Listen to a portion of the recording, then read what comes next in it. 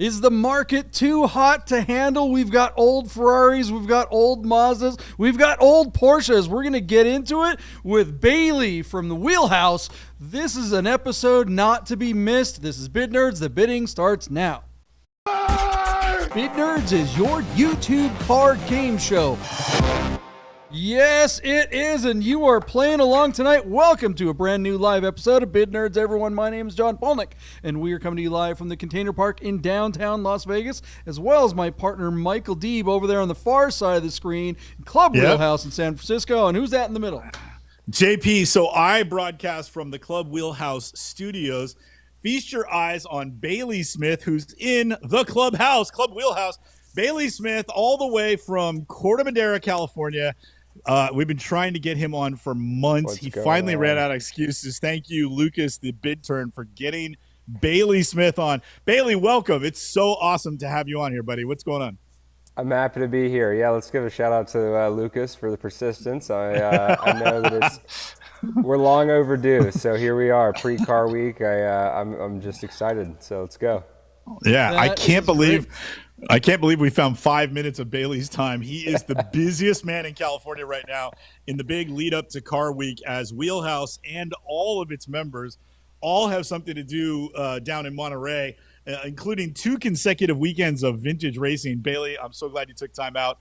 This will be fun.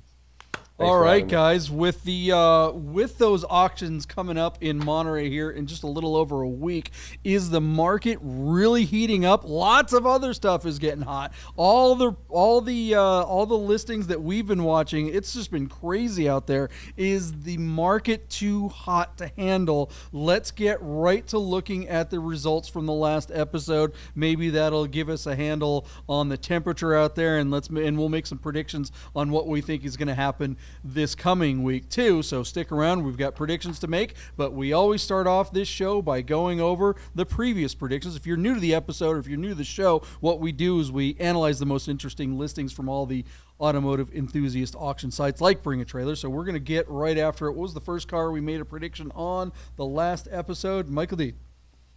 All right, JP, I'm fairly certain I promised you that I was not going to do anything to embarrass you this episode, but cue the music to Ghostbusters. Who are you going to call? Check it out. Our first car that we're going to reconcile is this 1977 Porsche 930 Turbo 3.0 with the Deja Vu package. And I say that simply because this is a car that was listed for sale on Cars and Bids about a month ago by our dear friend and birthday boy. Thank you, Ann, for reminding us that it is, in fact, Chris Carbine's birthday coming up this week. So happy birthday, and a big shout out to Chris Carbine. As an alumni listing, basically, Chris Carbine tried to sell this car in Cars and Bids, and it failed to sell at $118,500. What you're looking at here is a 1977 Porsche 930 Turbo 3-liter. This car is a Japanese market car that was imported by the folks over at Symbolic Motor Cars in 2023. They ran it on BAT. It failed to sell. They ran it a few months later, and it sold to a client of Chris's in Louisiana. That guy's had it for a little while, asked Chris, fixed it up a little bit, put some money into it, drove it, and enjoyed it, and decided to come off the car. Chris listed it on Cars and Bids, where it FTS'd, and after the FTS, Chris asked the Bid Nerds to come in. So who are you going to call when your car fails? You're going to call the Bid Nerds, and we will take care of it. So as an alumni listing on Bring a Trailer, because of Symbolic's past history with the car from a few years ago, this car comes back to market. What sets it apart, JP, it's a 77, but it's got the Euro bumperettes. It's an ROW engine, so it's got about 260 horsepower and revs a little higher, I'm told. And this car also happens to be optioned without a sunroof that was commonplace on just about every 3-liter turbo that was brought stateside. So now we have a very cool slick top. The car has been resprayed when it came back to America. The car also had an engine out rebuild when it came back to America. So this, by all accounts, JP, very collectible model, some very distinctive pieces on the car that set it apart from the American ones, and by all accounts, a great value and a great driver. So the Bid Nerds set about trying to get this car across the finish line and get some money into to Carbine's client's pocket, and that's what we did.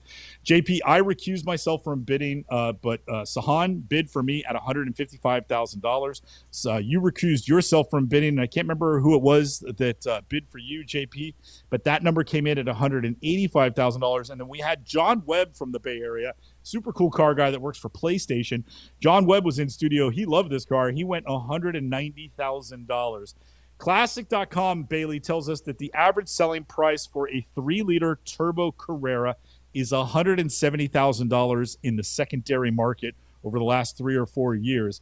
I know you know the difference between this car and a regular 911 Turbo.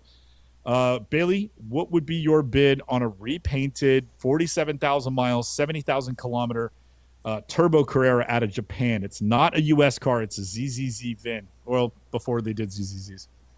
Yeah, a lot going on here, and then also traded hands multiple times recently, which throws me off. But Yep. I'm going to go on the low end. I think this is 158. 158 is a really good bid.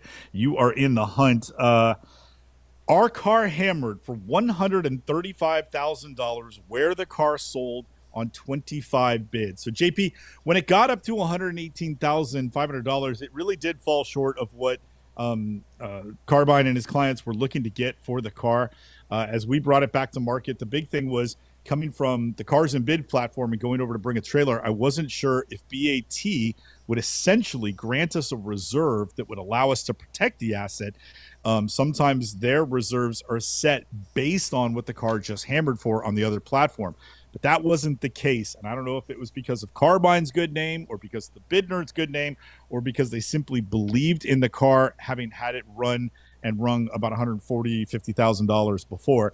But they did let us run it. They turned us loose. We did a very good job with the car, and Chris and his client are happy. $135,000 still seems like a deal. So I'm going to go ahead and say really well bought. JP, what do you unpack from that result?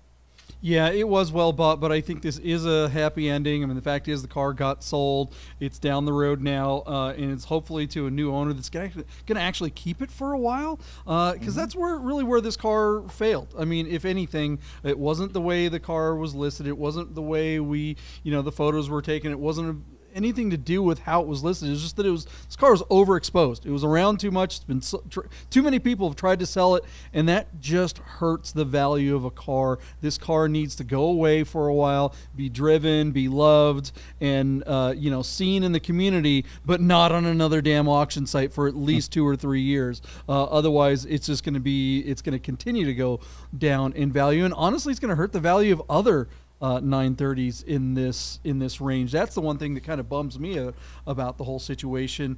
Baily, what do you think of the result? I should have gone with my gut. Paying attention to the averages here, I gave it a little bit of a higher number, but yeah, just going with what else you can get out there, for that amount of money. I definitely think that this is well bought, but also fair to the seller. So congrats to both ends. Yeah. And Baily, we may see this car. This car is going to wind up being in Northern California, albeit very far east from here. It's going to share a garage with a couple of GT3s, but it's this gentleman's first air-cooled, and he has definitely got a spot waiting for him right next to the Airstream and the coffee and donuts at every single future Cars and Cafe in Mill Valley. So hopefully we will get to meet the winning bidder. You and I, Baily, we'll get to shake his hand one of these days.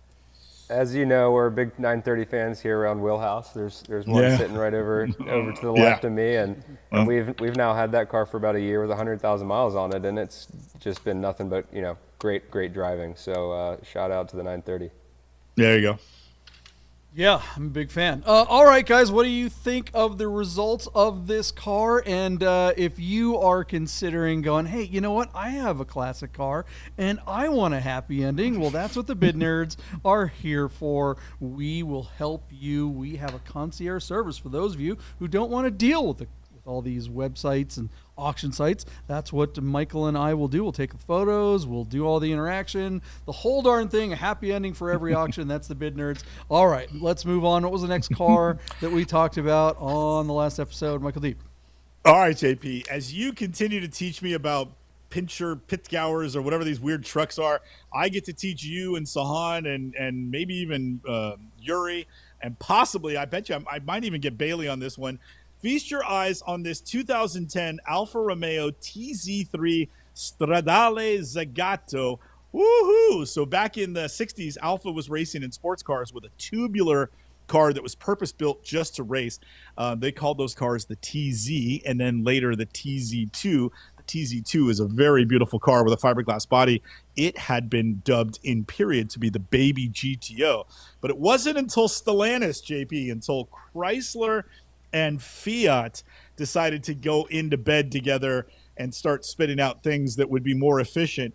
And if this car, if you squint and you say, man, that looks American, you'd be right, because there's a Viper under that Zagato body. That is a Dodge Viper with 650 horsepower and an Italian suit on. And man, is that car handsome. I loved it because Sahan didn't even know this car existed. Baily, I didn't know it existed.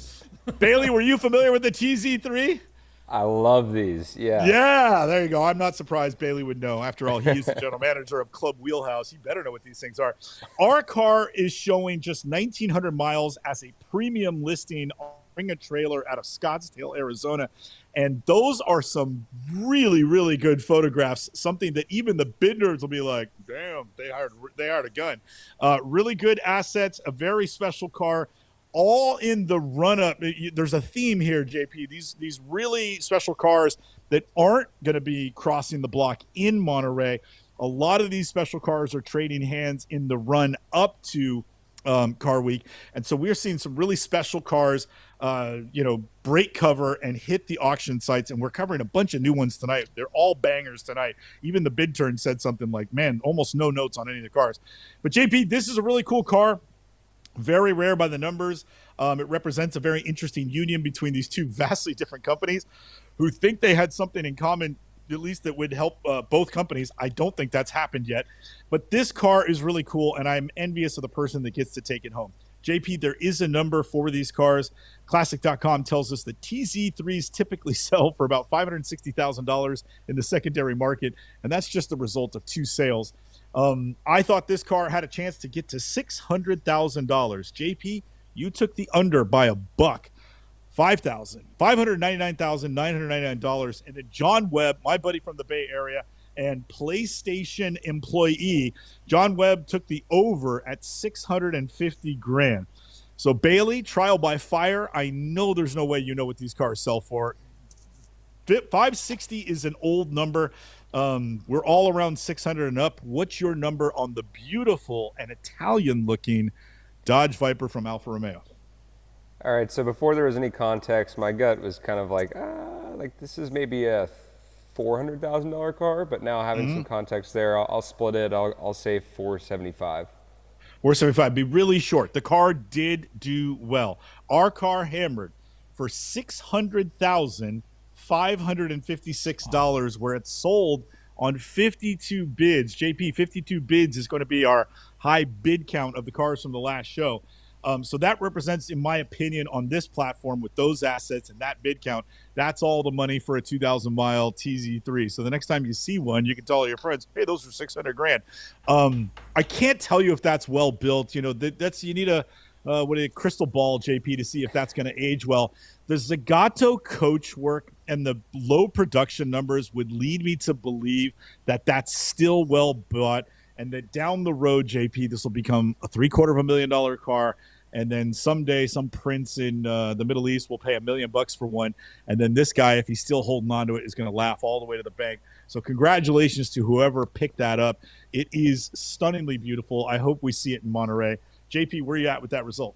Yeah, Mark, it's hot. If something like this that hardly anybody, nobody knows what this car is. Baily, I'm surprised that you knew what it was. I'd never heard of it. Like you said, Sahan hadn't heard of it. This is just such an out-of-the-nowhere car. And it'd be one thing if it were an Alfa Romeo, but it's not. It's a Dodge. It's a Dodge. It's a freaking Viper, and I love Vipers. I'm just sitting here going, man, when I was back in the 90s when I couldn't afford a Lotus Esprit, I really wanted a Scirocco 16 valve and that Zermatt silver because they had those teardrop wheels that looked a lot like those kind of D90-esque wheels that the current Esprit had in the early 90s. And I feel like this is kind of the same thing. It's like, that Scirocco had similar lines to the Esprit. This thing obviously is built on a Dodge. Now I want to go out and spend $100,000 on a Dodge Viper. How crazy does that make me? Baily, what do you think of the results of this this Zagato crazy thing? I want to know what the interior looks like. Like, do you get in it and does it feel like you're in a Viper? Or are you pushing the same buttons as the whatever other Chrysler cars are out there? That really is going to tell me if it's worth that money. The answer is yeah. That's a freaking Viper interior down to the plastic steering wheel airbag. Oh my God. I mean, the seats are nicer, but everything else, those big stupid speakers that look like the audio box speakers from Shuck's Auto Supply. Oh my God. Look at that. Awesome. How is that a $500,000 interior? I mean, I guess the Carrera GT has a 996 steering wheel. Is that the same thing? I don't know. What do you guys think of the results of this crazy Italian thing? Let us know in the comments. I'm going to buy a Viper. What's the next car on the list, Michael Deeb? All right, JP, our dear friend Chris Carbine also sold a car this week on Cars and Bids. It's a 2012 Ferrari FF with just 16,200 miles. It was received a featured listing with very good assets out of New Orleans on Cars and Bids. JP, the FF is a really, really cool car. These things were, $300,000 back in the day. But they are affordable now. They're on sale, and this car looks beautiful in this colorway of the metallic gray with the sort of Koyo interior. It's a naturally aspirated V12 that's making 650 horsepower. And if you roll down the windows when you go through a tunnel, you would swear you were on the streets of Monaco in a 1990s F1 car. These things sound amazing. And that's what the exhaust Ferrari gives you. You go out and talk to your buddies at, GMG or Tubi or something and put some headers on one of these and your neighbors will disown you. Super cool car. Carbine did a really nice job with it. Our friends at classic.com tell us that the average selling price of a used FF in the secondary market is only $122,000. JP, I'm going to take that bid and go $122,000 for Carbine's example because it looks real nice. You took the over at $130,000, and everybody's good friend John Webb, he took the under at just $118,000. So Baily, these cars are plagued by sticky buttons. Somebody tried to bring that up with 12 minutes to go on the auction. So that was hair raising. You never want to see somebody sort of bash the car as it goes to hammer. It's like if you're going to critique the car or criticize the car or bring up something, do it day one. Don't do it in the final hour. That makes you look like a schmuck. And somebody has done that to Carbine now on this site, JP, a couple of different times. And I got to tell you, man, like we take ownership of Chris Carbine. Like I'm protective of the guy and it pisses me off. Like, what are you doing?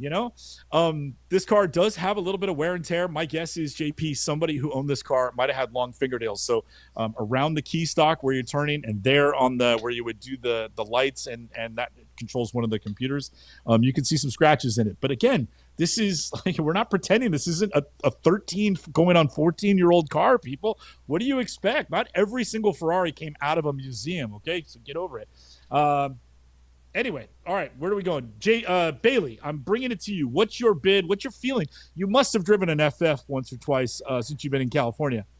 I want to so bad. I mean, I've seen a couple now recently in Marin. Just had a conversation with an owner on one, and then one of our members is looking to buy one. So kind of, aware of the market. I learned, and a little bit, I don't know the details, but there are some vulnerabilities maintenance-wise with these, which is maybe part of why they're such a steal. I mean, it's an F12 with 4 seats. It's just such a cool car. So I think this is a really awesome spec. Seeing the pictures of the interior, yeah, okay, there's some wear there, but it's not high miles, so I'd pay $125 for this. 125. And if we were covering these cars, Baily, you would have had your first Yahtzee, our car, hammered for $125,000 where it sold on 22 bids. Well sold and well bought. Yeah. JP, what do you unpack from that? Yeah, I mean, this is a really cool car, great seller. Why would anyone buy one of these new, like, what is it? What's the new Ferrari SUV, the Purswang. Purswang or whatever, or the Urus, from Lamborghini. They all sound like fancy Japanese toilets that are like, have buttons on them or something like that. They don't sound like the name of an actual car. This is so much more useful and more cool than one of those stupid SUVs. And I think this is one of the few Ferraris in the modern era that we're going to actually see some appreciation, except for the ones that have 3 pedals. So all the Ferraris, once they got rid of the 3 pedals, everyone after that, I think, is just going to continue to go down and down and down, speaking of toilets. But I think this one actually has a chance of appreciating because it's such a unique car, and it is really just like it's a great answer to a 2-car solution when you want to have some really cool sports car, and then you want to have something else that has a little bit of utility. Well, you got back seats and a hatchback. You can throw some 2x4s and go to town. Go to the Home Depot. What do you think of the result, Baily? I think it's perfect. I mean, I wish I could take one of these to Tahoe tomorrow, Yeah. Indeed. Yeah. Congrats on the Yahtzee there to you, and looks like Gary Lee got one too. Yeah, right Gary on. got one. Yeah. Way to go, Michael. Gary. Thank you, Michael Simcock, for the show notes. Gary Lee got himself a Yahtzee, and so did Baily. Well done. JP, we got one more car, and I just want to spend a minute on this one. P-Car Market listed this ROW, Rest of the World example of a 1996 Porsche 993 Carrera Coupe.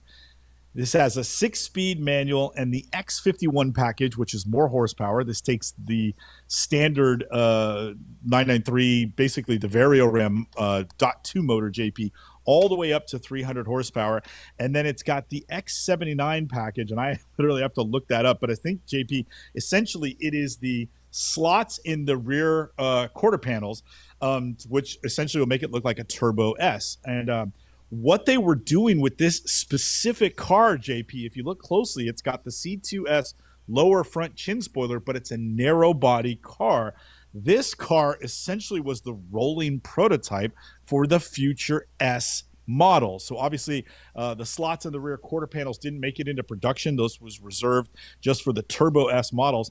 But the list of things that is on this car, the build sheet, JP, is as impressive as the final result of this car. But you've got, sports suspension, limited slip differential, automatic braking, sports seats, narrow body, extra horsepower, digital sound processing, and it just goes on and on and on. The only thing on this car that bums me out is that it came with a sunroof. It would have been, this car would be, to me, as valuable or as special as an actual RS if it were a slick top. But that's just my opinion.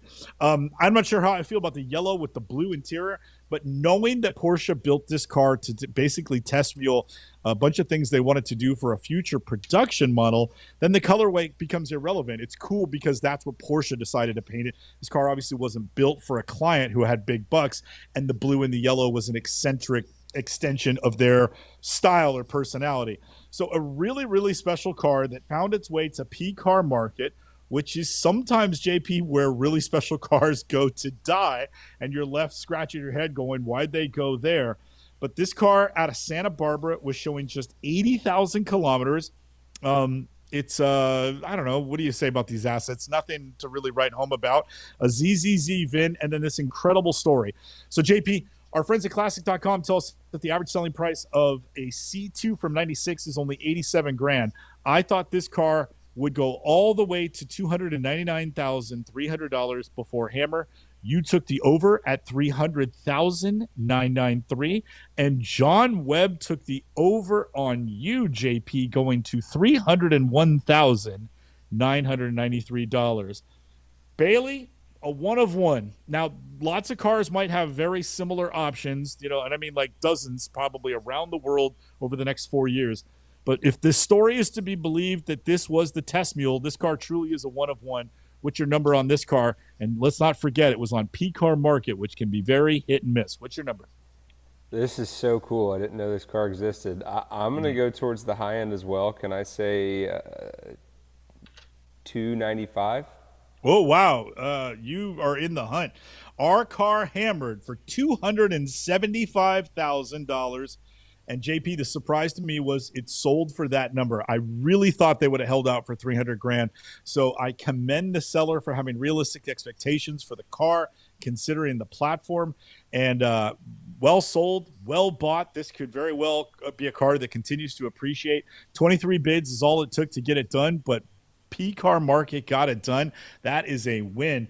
JP, what do you make of that result? Another very cool car in the lead up to Car Week. Something just seems fishy. Did you happen to watch this car hammer? Because I didn't. And, you know, P-Car Market as a platform, said it over and over again, they're just trash, guys. It's so hard to tell because they have their chum bucket, or what they call the marketplace, used to be called the deal tank. But when a car closes and it doesn't sell, it goes into their classified ads. And if you look at the person who won, right, they won it at 275, KK3249. The previous bid of 245, 250 was also from KK3249. So what the F is going on? You can't tell what, like, I think that if on their interface here, it should say after the hammer bids, should be offers rather than bids, because it's not an auction once it fails to meet its reserve, right? So it's just, this is the kind of crap that it drives me absolutely nuts with this stupid platform. So was this a shill bid? Was this just somebody, was KK in there at the end of this auction going, okay, I'm going to bid 245. Oh, okay. And he's talking to the owner. Oh no, get it up to 275. Maybe that'll get somebody to bid more. And it didn't work. And so, you know, I mean, just like, what the hell is going on, P-Car Market? This is just unforced error stuff. If you were able to sell the car after the auction closed, fine, take the win. But this makes the whole thing look like a big failure to me, because it just leaves questions in the air that make me go, what happened? Baily, what do you think of this results? And do you think this is fishy? Do you think that's weird? I definitely think that this car put in the right hands, the right storyteller, you know, getting it in front of multiple Porsche collectors, it could go. There's plenty of meat on the bone here. It's great buy. I mean, why weren't there more bidders then?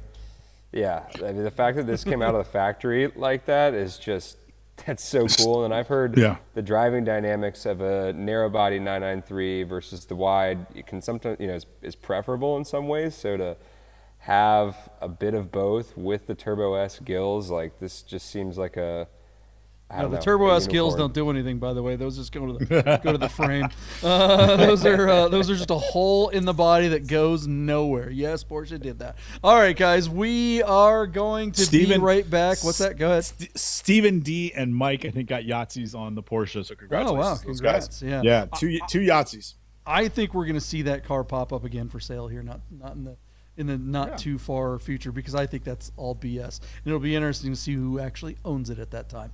All right, let's move on to predictions right after this.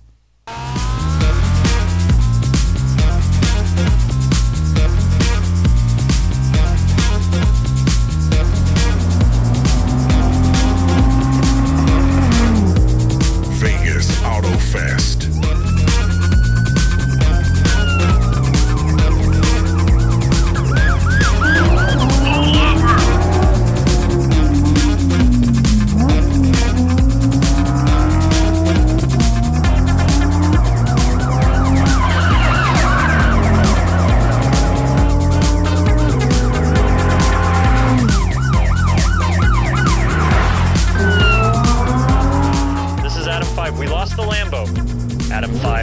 Now that Lambo is chasing us.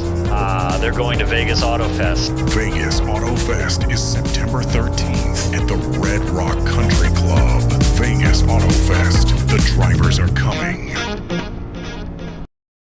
All right, Baily, we got you coming to Vegas Auto Fest. Do you even know what that is a reference to? That whole Cannonball Run? Do you know what that is? You old enough? Come on. I know I'm young, but I'm educated. Yeah. All right. Hey, JP, let's put Baily on the hot seat for a minute. Baily, you're a man from Florida. How many times have you been chased by the cops? I'm on a good streak. I get the warnings. That's an excellent way to avoid the question. That's like, that still leaves the door open for. All right. I drive a van that goes 55 miles an hour. Come on. Currently, That's but true. we know That's that there true. was a past. All right, guys. Yeah. Look, I am looking at my Hour Smith's Aviera watch, and that means it is oh yeah, right there. Deep's got one too. It is telling us that it is time for predictions. If you are looking at your watch and going, oh man, my watch is a little slow, you should send it to Hour Smith's for service. That is, if it's a fine Swiss watch, because he doesn't fix your Seiko. It's got to be a fine Swiss watch. Send it up to Hour Smith's. Anthony, shout out to our buddy Anthony up there in Idaho. Okay, let's get to some predictions. What's the first car on the list, Michael Deeb? Is the market really, really hot? Is it as hot as we think it is? Or is it hotter? Let's go. All right, JP, we are going to go back and visit with our old friends at Sotheby's Motorsport. Sotheby's has now gotten into the online auction space. We have not covered a car on their platform for quite some time. But check out this 1976 Ferrari 308 GTB Vetroresina, which is the fiberglass. Very few people, even in the United States, realize that the first 700 and something, let's call it 770 Ferrari 308 GTBs that were constructed with the Pininfarina body were all constructed from fiberglass, and that was to keep the weight down and the performance up. Those Series 1 European carbureted cars with a higher compression ratio were good for around 255 horsepower. And JP, I bet you'd be surprised that the curb weight of these early cars was only 2,300 pounds. Isn't that amazing? Yeah, 255 horsepower and 2,300 pounds. I mean, all of a sudden you start to think that that's actually a real performance car. Unfortunately, that's just not the case. By the time they came to the States, they were lower compression and emissions things, and our cars only barely made 200 horsepower. And we only got a handful of the fiberglass cars stateside. Most of ours are made of steel, and that added over 330 pounds to the GTBs, and don't even get started with the GTSs. Despite having a roof that you can remove, the cars are heavier still. But these early cars, JP, wind up being pretty special. Now, they don't handle a 911 will still run circles around a car like this on a back road. But once you get a car like this, let's say we're visiting JP out in Las Vegas, and he says, hey, it's Sunday morning, let's go for a drive around Lake Mead. This car at 120, 130 miles an hour, a downshift to fourth or third gear, and you step on it, it's really going to go. Just don't want to be in this car if the road really tightens up, because these cars don't have a suspension system that really allows you to dance with them like you can with an old Porsche. So very cool car, highly collectible today. Today, these cars basically bring over $100,000 more than their steel counterparts. And what I'm talking about are carbureted early steel GTBs. The fiberglass ones tend to be $100,000 more valuable in the secondary market. Our car here is listed out of, so it's a company called Occidental Motors or something, and they are up north here in Sonoma, JP. They're believe it or not, they're in the wine country, so to speak, and out west. I've never heard of them, but they have a few cars running on Somo at the moment. This particular car, JP, has just 15,000 miles from new. It's got great documentation. A lot of people have given it attention. Quite a few pieces of the car are still original. It's low miles, and it looks really nice in this little photo set. And it's a highly collectible car. And here we are on the run up to Car Week. Let's see where this car can go. So, JP, one of the first cars I got to purchase that we essentially placed in Gary's collection when I was out there with you in Vegas working for Mr. Ackerman at Godden Porsche. Gary is an avid car collector. He's got a ton of Fords and Porsches, and every once in a while he throws a little variety in there. And one of the first cars he let me bid on at auction was a fiberglass car that turned out to be what we believe the very first fiberglass car brought into the United States. The first three cars were brought in on VIN, and the car we've bid on was the lowest of the three VINs in sequence. It was fiberglass. It was all original and only had 12,000 miles. And I was very proud of that purchase, and that Gary trusted me with one of these, because we know when the market is hot on these, they bring between $150,000 and $300,000 at retail. This looks like a low mile example. Did you ever drive the fiberglass one, and what do you think of the car? Yeah, I never got to drive it. The fiberglass thing just makes me think of didn't Ferrari sue Pontiac because they came out with a Fiero that actually looked like the 308. Like, it was from the factory. You could buy the Ferrari 308 bodied Fiero for like 1 year, and I believe it was fiberglass, but I think it was probably a lot heavier than 2,300 pounds. Baily, what do you think of these?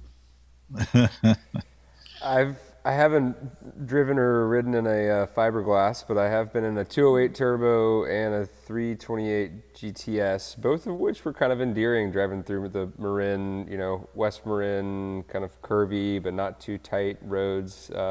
Sunny day, feels like you're in the Italian countryside, but I don't know. I'm not throwing a lot of money at this thing. All right, what do we think it's going to bring, Deeb?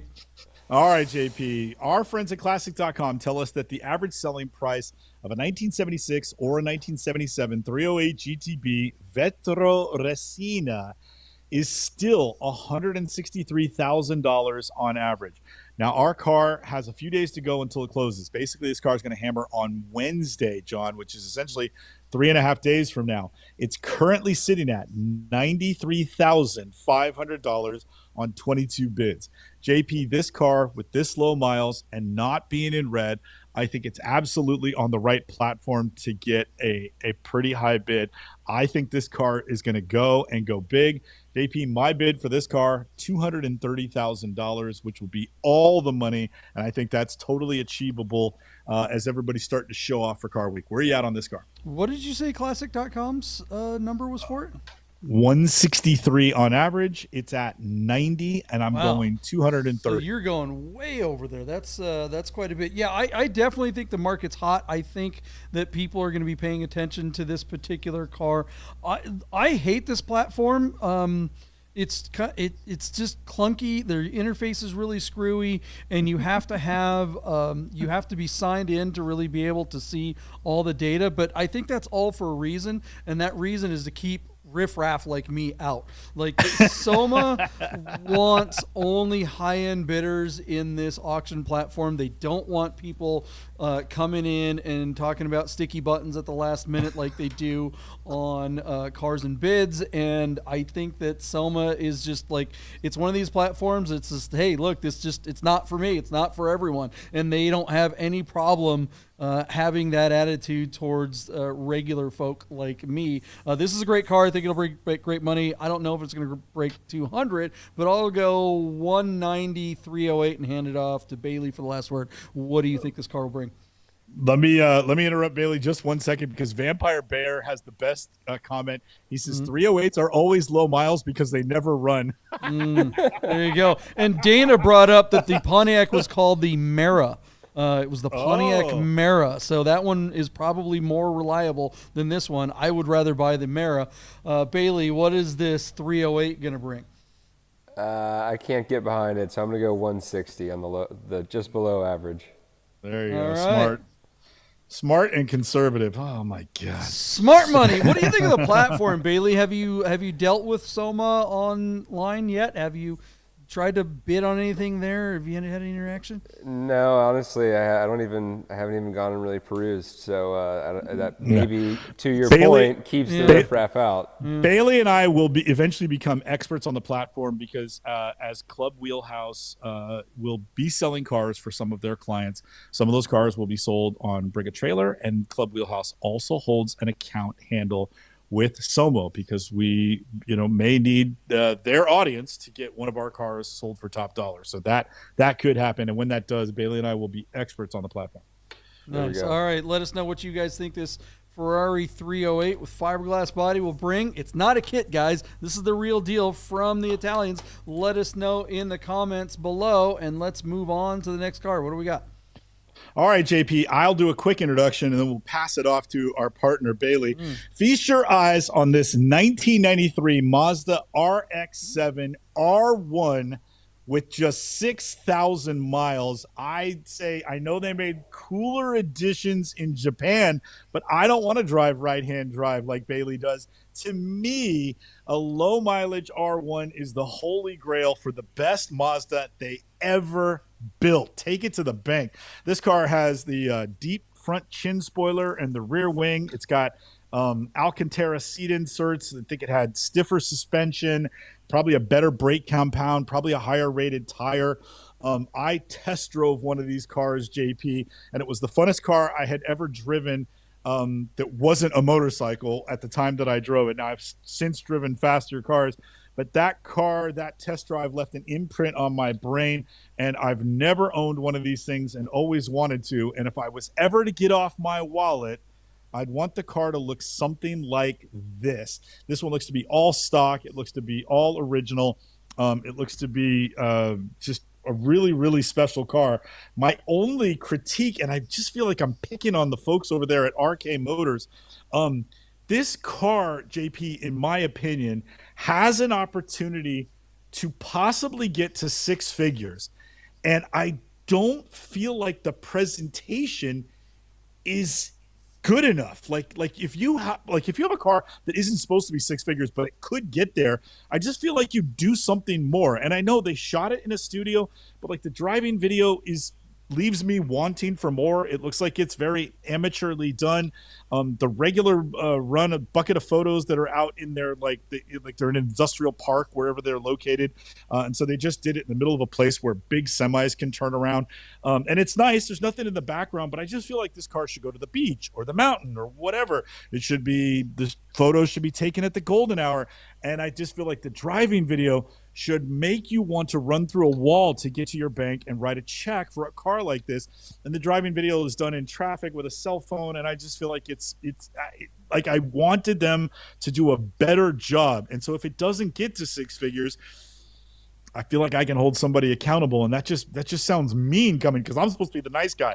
But man, I love this car, and I wish they would have done a better job with it. And I feel like they're in a position to leave money on the table, and that bums me out because I want to see these cars do well, even though I still want to buy one for cheap. So JP, I know you've driven these cars more than my singular test drive that like left an imprint on my brain. What do you think of these? And then we'll jump over to Baily, who will tell everybody his experience with these cars. These are really awesome. I was trying to play the video and it wasn't working. Speaking of videos, one of the things that reminds me, that I always think of when I think of these RX-7s is when this car came out back in the day, the ad campaign was really good. It was one of the first ad campaigns I can remember where they talked about the heritage of their cars in the previous version. Prior to that, I don't remember ever seeing an ad where a manufacturer showed the old model in the ad for the new car.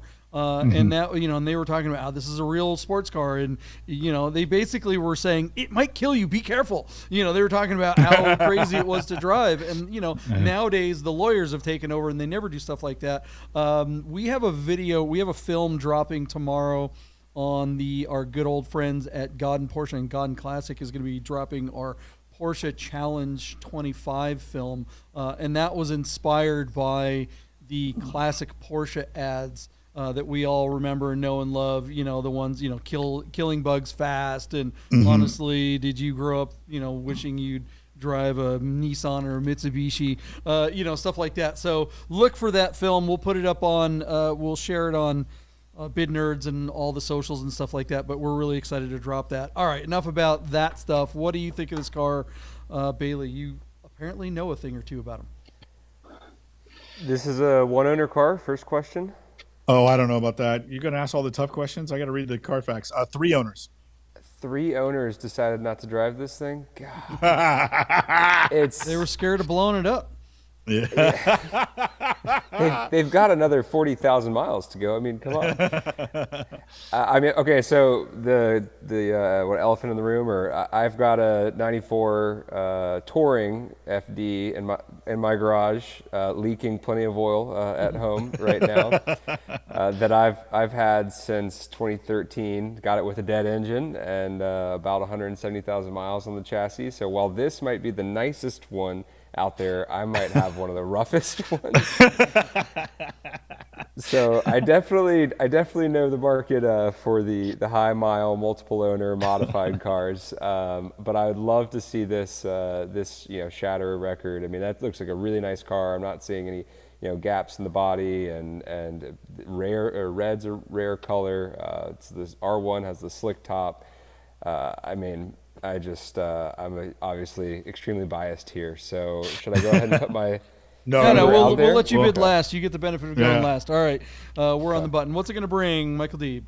All right, JP, our RX-7, which is listed out of Charlotte, North Carolina, showing just 6,000 miles, is one of the rarer and more, sport-oriented R1 versions. This might be one of the nicest ones we've seen come to bring a trailer ever, and certainly the nicest one in a long time. And I usually keep an eye out because I'm such a huge fan of these cars. JP, our friends at Classic.com tell us that the average selling price of an RX-7, an FD, is $42,000. There is not a distinction for R1s. That being said, our car is currently sitting at $65,000. That comes to us by way of 9 bids, and yet it still has 2 days to go. JP, I want to believe that if this car was presented the way I think it should be, the way, let's say, the bid nerds could do it, that this car could and potentially would bring $100,000. But like I said, there's just something wanting for me. It's off to a great start. I don't think it'll turn 6 figures. My number, $93,007. So there you go. 93 grand. I think it's going to go far. It's going to go deep, but he's going to be out at the warning track. So where are you at, JP, on this car? And again, 93 is a ton of money for one of these. But man, this one should be a $100,000 car. Where are you at? Yeah, I mean, the low miles should help it, but at the same time, I got to ask you, Baily. I mean, I was out at the dyno here on Friday with my 930 that's been sitting for 5 years. It's the first time it's been really run. It was we had the tuner out there, and as soon as it hit, like, I don't know, 4,000 RPMs, just smoke started pouring out of it because that turbo has been sitting for 5 years. The seals are shot, right? So I assume the seals on a rotary engine of one of these do not like to sit. Is this the kind of car that if you do wind up buying this, if you're buying it to collect it and have it sit somewhere, great. But if you're buying this thing to drive it, pretty much factor in a rebuild right now. That said, I'll wait for your answer and see if my bid makes sense with your answer. I'm going to say it gets to $79,000, and I think a collector is going to buy this and not drive it as well. Baily, what's your answer to my question? What's your bid? Yeah, so these are known to need the Italian tune-up. Go out there and rev it up to 8,000 RPM to clear the rotary chambers, so you get CO2 buildup in there, and the only way to really do that is to run the car, and they don't like to just drive at low RPM, so definitely a car that's susceptible to some issues. And then, I mean, this looks like it's been kept indoors its whole life, so I wouldn't worry too much about all the vacuum hoses that have to do with the US emissions were awful in these cars, which is why they were only sold here for a few years. But there's the notorious rat's nest, which is just 76 vacuum hoses that sits between the upper intake and the engine block itself and just gets cooked over time. So that's a big thing as well. But what I'll tell you from personal ownership of a car like this is all that plastic inside that's in perfect condition, that's where a lot of the money is. I mean, to replace a little cracked plastic piece, which I have 20 of in my interior, he has none. You know, and yeah, this is going to go to a collector. It's those that want a driver's car can go find one because there's cheap built, cars all around the country that are going to be a fifth of the value of this. So I'm going to be biased here, let emotions take hold, and I'd love to see this car go for 110. Right on. All right, guys, what do you think the RX-7 will bring? Is this an LS swap candidate? Let us know in the comments below. And let's move on to the next car on the list. What do we got? JP, check out P-Car Market's got like one of the coolest 996s I've seen in a little while. This dot one really has my attention. It's a 1999 Porsche 911, essentially a C2 coupe with a 6-speed manual. It's a factory aero kit car, and it only has 19,000 miles on the odometer. They did do the IMS, and they to P-Car Market's credit, they put it in the opening paragraph. And, JP, is IMS is only like $4,000. It's like, yeah, but once you're in there, they talk you into everything else. Well, this guy did everything else. So it's IMS bearing, timing chain tensioner, rear main seal, clutch, flywheel, pressure plates, bearings, tires, the whole shebang. And I'm just like, man, so we've got low miles. You've got an attractive car, black and black. You got all the pertinent services, and then, of course, the stuff that you and I would do has already been done. It's got H&R coilovers, and it's got Pfister Stage 1 mufflers. I am feeling this car. If I wasn't already married to the car I'm about to buy, this would really have my attention. I dig .1 Aero Kit cars. They are a set of wheel spacers away from being really, really gorgeous. This one's well built. It's well serviced. It's got low miles. I know you're going to tell everybody that they're still problematic because of that sort of atrophy, that they didn't use it enough. But limited slip, the build sheet on this car and all that. The presentation is sort of typical of P-Car Market. These are cell phone photos. And I think you have a special enough car here that you should be told to go away, get a professional photographer, and come back and make 10 grand more money. So a deal is brewing on P-Car Market, JP. Are you buying? Not this one. Man, I am so glad that you're getting a different car, because I would have to just wrestle you away from the keyboard to keep you from buying this piece of crap. Look, it's a cool car, and yeah, 996. Look, your life as a 996 owner, especially a .1, is basically you're like that guy that's just like, I envision like an Alcoholics Anonymous recovery group, basically, where a bunch of people are sitting around a dimly lit room, and they've got their cup of coffee, and they're like, yeah, I went to a Porsche meet, and a guy with an air-cooled car talked to me. They're just constantly trying to convince themselves that they have a cool Porsche. Oh, no, the IMS isn't that big a deal. Oh, the bore scoring doesn't really actually happen. Oh, 280-something horsepower is enough for a water pumper. Oh, the interior that feels like that Dodge Viper that we were talking about earlier isn't really that big a deal. Why you buy this? You are buying a life of making excuses. Spend a little bit more money and get a .2 or get a 997. Stop wasting your time. And it's missing the tacos in the back. Goddamn it! If you're gonna do the Aero Kit, do the full Aero Kit. Baily, what do you think of this car? These were always a point of contention amongst me and my friends. Some AeroKit fans, and others, hey, why don't you just go buy a GT3? Come on. And I kind of fall somewhere in between. I mean, 996.2 GT3 is on the short list for me of wants, but this is so far from that. It just tries, it tries to make up for it in the in-between. I don't know. I'm sure someone out there is going to love this thing. Sure, and thank God it's not going to be our partner, Michael Deeb. All right, what's it going to bring? What are you not going to pay for this thing? Stay away from the damn keyboard. Okay, so give me 1 second, JP, because I got to pull this thing up. My computer's having issues. So our friends at Classic.com tell us that the average selling price of a 996.1 manual transmission Porsche is only $28,000. JP, believe it or not, this car is off to a really good start. It's currently sitting at $33,000, and it comes to us by way of 8 bids, and it has 2 days to go until it closes. John, I think the low miles and that crazy amount of service, and the fact that it's an Aero Kit car, I think that there is somebody out there for this thing. I believe, JP, I'm all in on this car. I'm going to go $53,000. Okay. And I know, but I just think somebody's gonna fall for it, and it's gonna happen. So there you go. Baily, are you in the same building? Did he go to that bar and drink all the liquor behind you before he started this episode? Look at this. Look, this is a .1, guys. Like on the .2s, at least there's leather. This is the same chintzy, crappy plastic that you would get in a Dodge of the same era. Just run away from this thing, guys. Just like, this is gonna dupe someone. I do like the service, and I do like.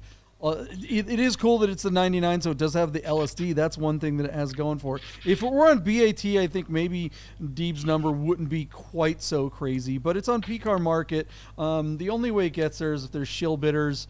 You're saying where's it at right now? 30 something. It's at 33. 33. So maybe it gets a couple more bids. I'll go at 39,996 and hand it off to Baily. What do you think? Look at the plastic, Baily. Is that not Dodge Viper plastic? Look at that. That's on. That's Mazda RX-7 plastic. No, Mazda RX-7 plastic is thick and feels like it's like Japanese samurai plastic. All right, what's it going to bring? What do you think? I hope no one pays more than $45 for it. 45. That's a good bid right there. It's all their right, here car we go. forever if they do. All right, let us know what you guys think, and let's move on to. Do we have a real car as the next car? Oh no. Yes, we do. Who picked Yes, I did. On Cars and Bids right now is this 2019 Alfa Romeo Giulia Quadrifoglio. They call it the NRING edition. This is a little commemoration to the Nürburgring. The NRING package was $15,895, and it's mostly cosmetic. There is no performance upgrade whatsoever. This is right out of Porsche's playbook. It's strictly cosmetic. JP, with the what do you call it? Those little 4Cs, they did one called the 33, and they did, I think, 33 of them. And we see those cars now as 4Cs and 4C Spiders are depreciating. Those 33s are now bringing way over sticker. Those cars are all trading for between $130,000 and $150,000. So this car here, JP, was a $70,000 base price, but it was like a $93,000 MSRP. They only did 55 of them. I commend them for restraining and not doing a ton of them. This is number 14, and it only has 2,300 miles on it out of Canoga Park, California. So, JP, with low miles, you're basically buying a 2019 Quadrifoglio. The question is, has Alfa done enough that this particular car is collectible, that somebody could buy this and speculate on a future value? That's all I thought that was interesting to take a look at here as people come out. All the buyers are coming out in the lead up to Car Week. And fools like me get fooled by stuff like this, where they make it seem like it's special, and then they get to charge more money for it. So, JP, any love for the Quadrifoglio, and what do you think of the special edition playbook? Nope. Crap. This car, as an answer to the big powered sedan is dead. Nobody wants this stuff. Like BMW M5s, who the hell cares? Nobody wants a big four-door sports car anymore. It's just that era is over. And yeah, there might be some idiots that think this is collectible or whatever, but it's 2019. It's modern. It's just look. I can't tell the difference between the one that's $14,000 that they can't give away at the Stellantis dealership down on Highway 99 or whatever that strip is in your town that has all the crappy dealerships. This is just a used car in a Hyundai lot, as far as I'm concerned. Absolute garbage. Do not buy this thing. Baily, what do you think of this stupid Italian four-door overpriced garbage? I'm just shocked that they went to the effort of coming up with what ideas to put on 55 cars, and repackage. I mean, it's, I don't know. There's a lot of other cars I'd buy before this. But I have heard from a friend did have one of these for a week at Car Week, and he said it was nuts. So I'm sure that they are fun, but would I want to own one that's past its warranty? I don't think so. So right. Well, okay. Hold on. Before we get to numbers too, I mean, Baily, you're younger than us. You're a millennial. I mean, what do you think of what I said about four-door power sedans? Are they over? Am I wrong? Do you think anyone young actually wants something like that? Is there a future for those cars? Are they going to make a comeback? Well, it's that the power sedan, what was an M3 and an M5 of 10 years ago, the M3 today is the size of the old M5, right? Mm-hmm. So it's the size. Yeah, the one today is the size of a super tanker on the highway. Yeah. Huge. So yeah, no, I'm with you. I mean, all this new heavy stuff, it's kind of losing sight and falling in between what an SUV. An SUV can now perform I'm trying to think of a good example, but an X5M or whatever, Cayenne or something like that. Yeah, I mean, I just think if you want big power in a sedan, just go get a Tesla or something like that, or a Plaid or whatever. I mean, who cares? Nobody's excited to see you drive up in this thing except some weird alpha nerd, and there's 4 of those guys. So, and one of them's on the show. All right, alpha dork, what's this thing gonna bring?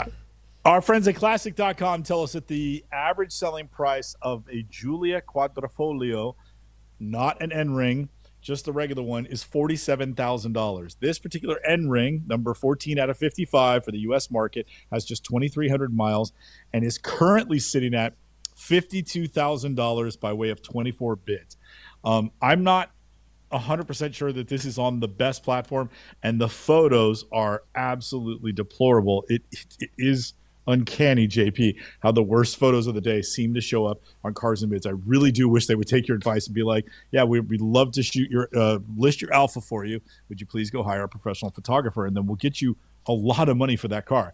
JP, I think this car has a chance to go to $74,000. I wouldn't be surprised if it brings more than that, because somebody's speculating on future value for the numbered plaque that comes in the dashboard of these gray-only cars. I know you won't join me there, but I do think this car has a chance to get to $74,000. Where are you at? Yeah, I mean, how many days does it have to go on the platform? It closes tomorrow. Closes tomorrow. It's at 52. And it's at 56 grand or something like that. 52. I'm not even going to give it 60. I'll give it 59 grand. I guess it fails to sell at that point, because whoever owns this thinks it's worth more or owes more than that, because they bought it with zero down back when they were giving stuff away in 2023. The old 8-year loan. Yeah, exactly. Baily, what do you think? I'm impressed it's found an audience. I mean, it's such a niche car, and there's already bidding activity. I guess 61 right in between you guys. All right, 61 it is. There you go, JP. That's a show. That is a show indeed. Baily, thanks for hanging out. If somebody wanted to join Club Wheelhouse, what do they got to do? Come on down and see me right here in Corte Madera. Yeah. Very nice. All right. And is there anything you want to plug online before we get out of here? I want to say thank you guys for having me. I know that you have a strong audience here locally, so I'm sure there's some familiar faces in the room. I wish I could be seeing the chat along the way, but hey to everyone. And if we haven't met and you're in the area, would love to. So we're here in Corte Madera. We do car storage from Sonoma Raceway all the way down to the South Bay. Would love to help you out if you need to stash a car somewhere. And then if you live somewhere around Marin or in the city, we'd love to show you our clubhouse. So we got a cool space here. You can see some of it on camera. Thank you. So I would welcome all to come see us. Very good. Well, thanks for joining us, and thanks to the Nerd Herd for hanging out with us. We appreciate you guys. That's why we do the show, especially those of you who hang out and watch and hang out in the chat and interact with us. That really makes it fun. I'm looking at my Hoursmith's watch. Deeb, you wanted to say something before we get out of here? Yeah, JP, you and I are going to hang out with Baily and Martin and Alan from Club Wheelhouse, as they're going to have a big hospitality tent on the first row of the pits at Laguna Seca. They're going to be there, for 2 weeks, but the big day is going to be Saturday of Car Week, the day before Pebble Beach. And so they'll be there posted up. JP, me, you, Matt, and Ben are going to be hanging out with Baily. But if you're at Laguna, stop by and say hi to the folks at Club Wheelhouse. They're going to have a big hospitality tent. Let them know that the Bid Nerds sent you, and say what's up, and you'll get to meet Baily and all the other cool guys. And they're going to have some sick-ass cars there as well. So it'll be really, really fun. All right, guys, and also Vegas Auto Fest, September 13th. Make your plans to come to Vegas and hang out at the at Vegas Auto Fest. Hang out with all of us. All right, we'll see you then. Red Rock Country Club. All right, bye. See you guys Sunday night. What today? Yeah, something like that.